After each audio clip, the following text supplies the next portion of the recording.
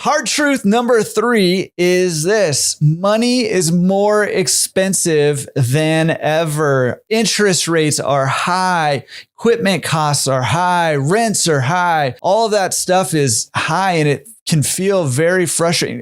Down payment requirements are high right now if you're going the traditional route. All of that can feel very, very frustrating. And it can feel like, hey, just out of principle, I'm not going to pay 10, 11, 12% interest to buy equipment or to buy a business or something like that. And while I totally understand that, especially coming out of the lending environment that we were in for a decade or more before everything went haywire on us the last couple of years, and now it's a little bit of like sticker shock for us. Here's what I want to say about this. And as far as where the opportunity is, it goes to the people who know the math. Interest rates, purchase prices, amortization schedules, all this stuff is just a math equation, right? For me, and this might be controversial, but for me, it doesn't matter what interest I'm going to pay for something to me if the deal still makes mathematical sense, right? If I'm still getting the return on investment that I want to get, and I'm hitting that minimum threshold